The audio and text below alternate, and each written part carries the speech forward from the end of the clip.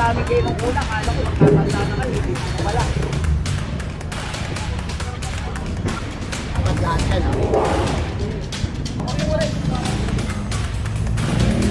ito kayo, oh. Kalat ko. Makakita mo na. Kanino ba yan? Paano hawak ko na ito isa eh?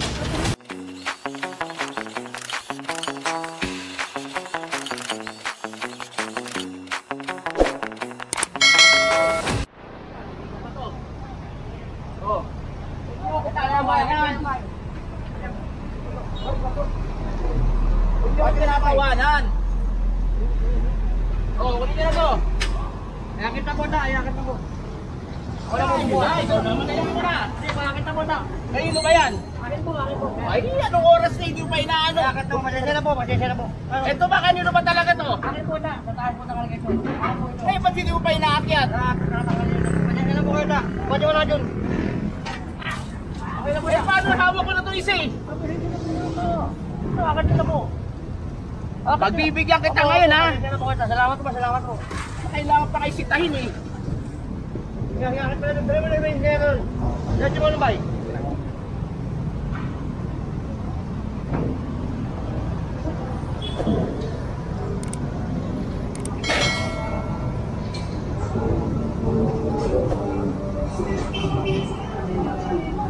Ayan, good morning sa ating lahat. Narito tayo ngayon sa Recto Avenue. Ayan, kasama ulit natin ang TPS District 1 sa pangunguna ni Boss Egay. And so nagki-clearing tayo dito dahil nga anong oras na ang masama doon, hindi nila inaalis kahit nakikita na nila tayo.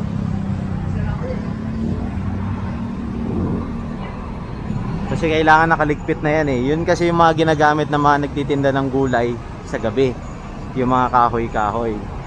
Bali yun yung pinakapatungan nila ng gulay. So kailangan before 6 AM nakaligpit na yan at pinapasok na yan sa dapat nilang pasukan na bodega. Eh inabutan pa rin natin ngayon, magsi 7:20 na. Kaya sinita na ni Boss Egay. Bawal na kasi yun. Kailangan bukas yung kalsada dito at bangketa.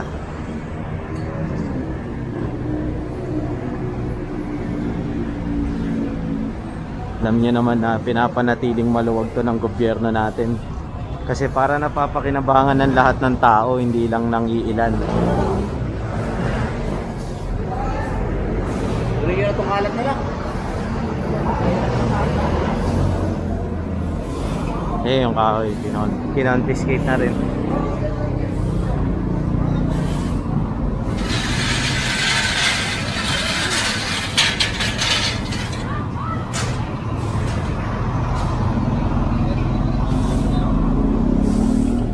Nako ate, babara yan.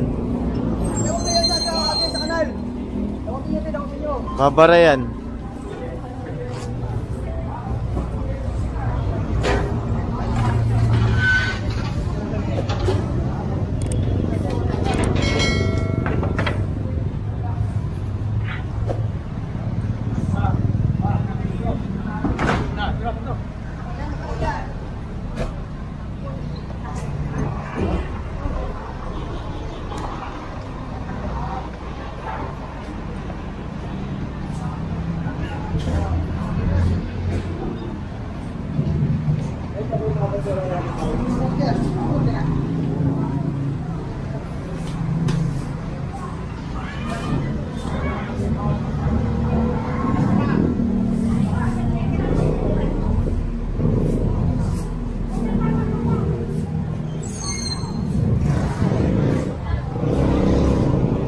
Ayan, so ito sinita ni Boss Egay kasi bawal nga magtambay rito, lalo na may mga dala sila sako-sako. Bawal sila rito.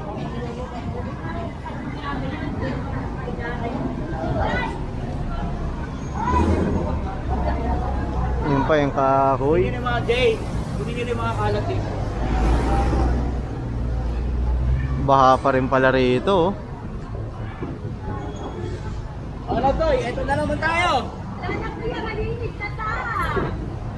Lala, malinis na. Hindi pa mamaya magpaka na naman.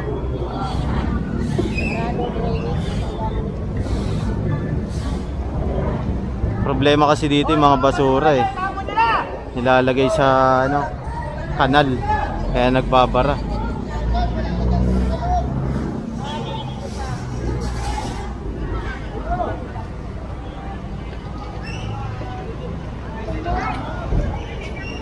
Ayun naman, isama mo yung dito sa harapan. Nagwalik, para malinis ka lang. Basta nagwawalik ka lang naman. Wala na dito sa karo. Mike! Mike! Hindi na mahirap talaga mag-picture. Mahirap talaga mag-picture. Tama nyo na.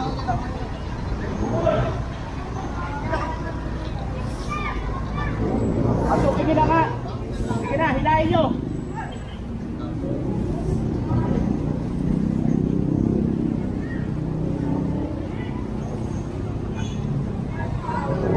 Yan, so lapit tayo rito.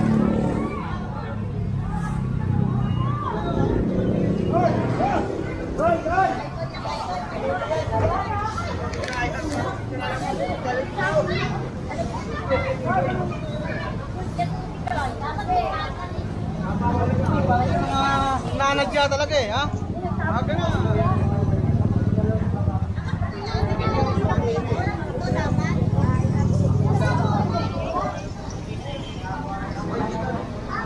Bali, kinonfiscate yung patungan ni ate dahil ayaw niya pa rin alisin. Ayan.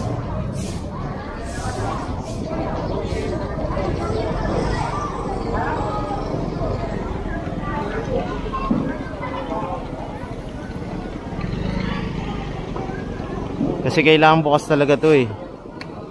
Dahil alam niyo naman, maraming tao rito para kapag nagkaroon ng emergency dito sa loob, madaling ma-access ng mga ano natin, ambulansya, mobile, ayan, barangay, yung patrol ng barangay, diba, mga bombero.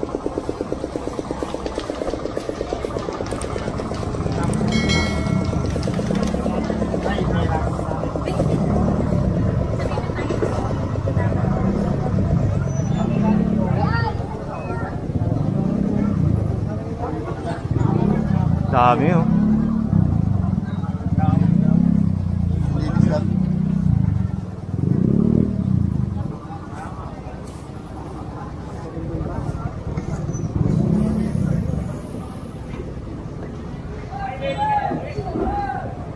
Boss, sabati muna.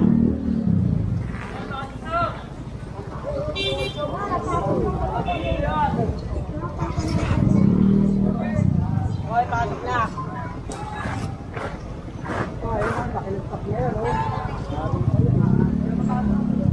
Ito kung makaputan mo, lagay mo na.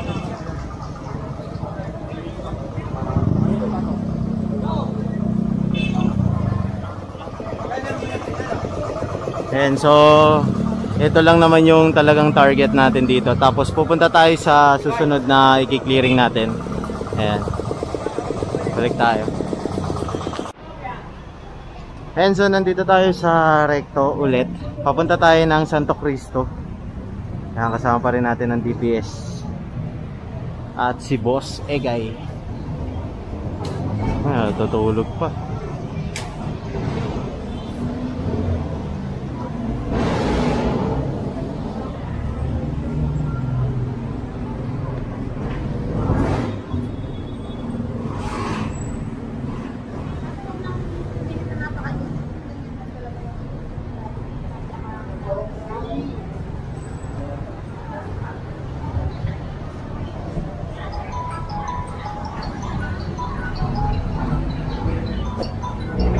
Ayan, dito tayo. Dami-dami rin dito eh. Mga pasaway. Ayos ah. Ang galing.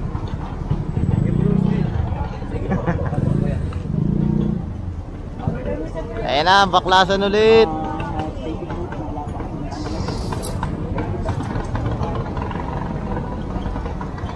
Sige kuya. Dito tayo, dito tayo. Okay, sige pa kuya.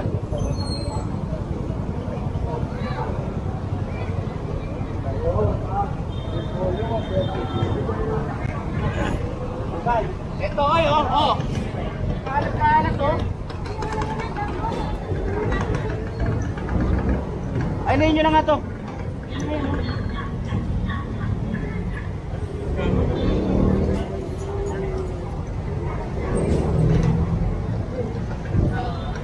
Dami oh.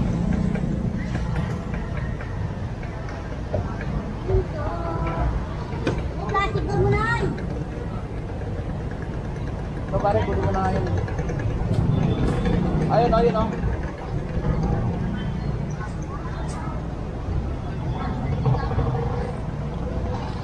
Pinupugaran kasi nila to eh, yung poste.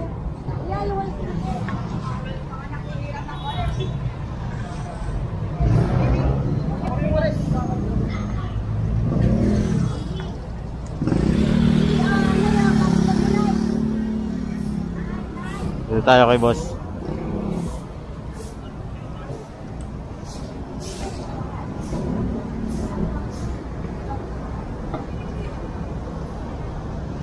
Tayo. Medyo maluwag na dito nung dumating tayo. Wala na yung mga naka-obstruct dito sa kalye. So kaya hindi na to papasukin dahil okay naman na. Kailangan lang kasi wala yung mga nagtitinda dito sa ano eh, sa kalye. Ayan.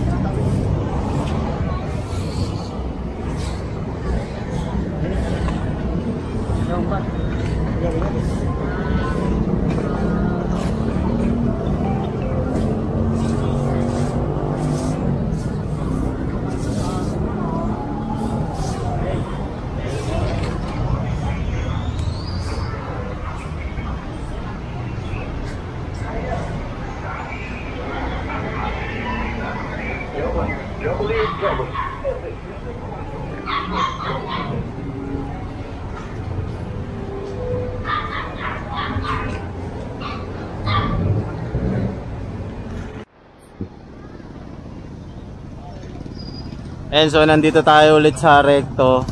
Na nakaraan na issue ang citation ticket. Ito na naman sila. Kasi nagpapagawa sila ng bahay eh. Ayan, bali hindi nila kasi dinidispose ng maayos yung mga retasong mga kahoy na inaalis nila dito. Nakakalat lang talaga sa kalsada. Eh delikado yan eh, oh. May mga pako-pako, baka mamaya may batang dumaan, mapako pa yung bata, di ba? Okay lang naman maglagay basta nasa ayos at itatapon agad, di ba? Yun naman yun eh, okay lang. Kasi kung wala talagang paglalagyan sa loob, pwede naman sa labas. Basta itatapon agad, hindi pa patagalin ng ganito at itatambak ng ganito, di ba? Kasi perwisyo to sa totoo lang, lalo na't kalsada to. Bakit ganyan po nilagay yung mga graba nyo?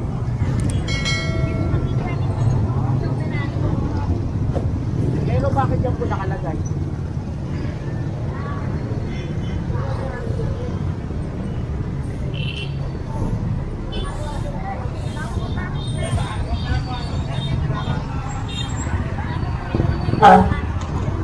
Ano daw?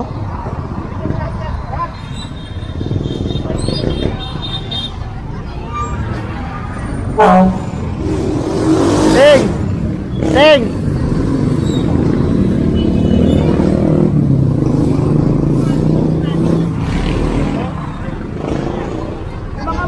Yung mga motor, kasuyo! Mga motor, jet! Motor!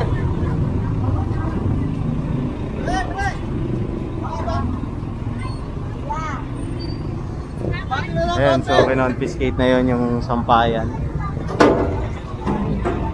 Kasi sinabihan na sila dito na nakaraan eh. Hindi na nga kinonfiska yun oh. Sabi sa kanila alisin na lang. Kasi nga papuno na rin yung truck natin na nakaraan. Ngayon pinako-confiscate na ni Boss Egay kasi nga naka-obstruct dito at maluwag na maluwag pa ang ating truck.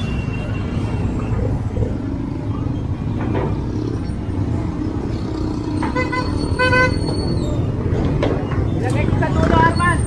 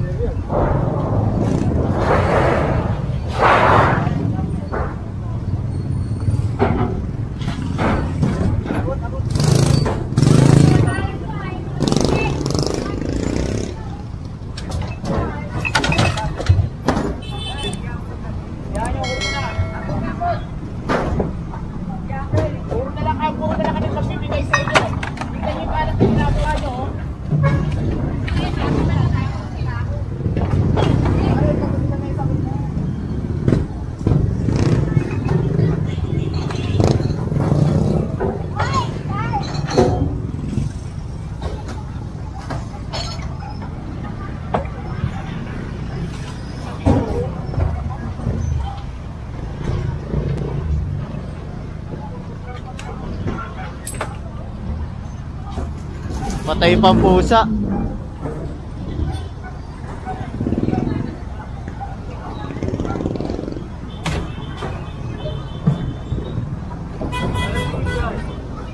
Yung mga tiles po. Sinabi na si... Gawa kayo ng gawan. Ayun si ate oh. Hoy! Ayan ka na naman. Ito mo yung kalat nyo.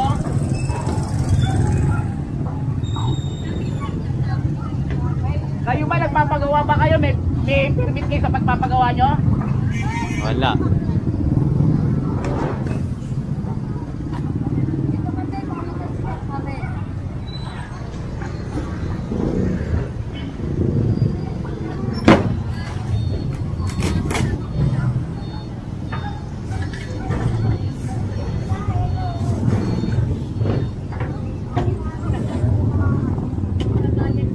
Luminis dito.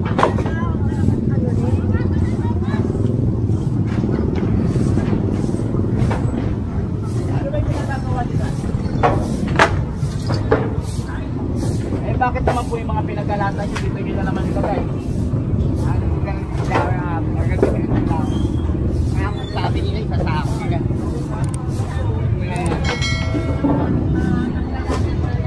Hindi ko kayo madadala eh. Tawagin pa yan si Major Jimenez. Para maano na kayo. Kasi pirmi na lang po tayo ng gawin eh. Natikita na namin kayo nung una. Kala ko magkakanda na kayo. Hindi po pala. Ganun pa rin po ang ginagawa nyo. Ayun naman eh.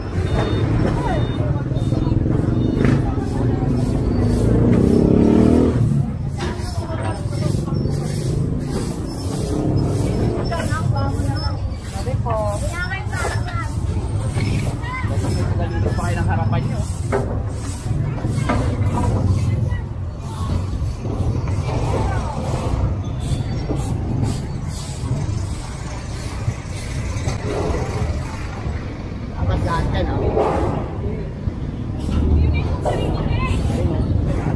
Wala namang problema boss eh. Kaya lang nakita niyo yung kapitan dito. Pagsabihan na po kayo ng ano eh.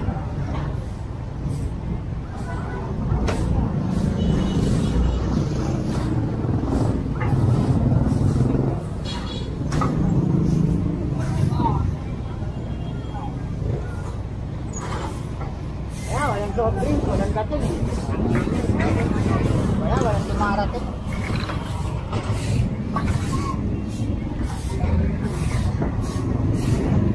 Ayan, so didilinis na lang to para maayos na tong lugar na to dahil nga napakaraming naka-obstruct dito. Ayan.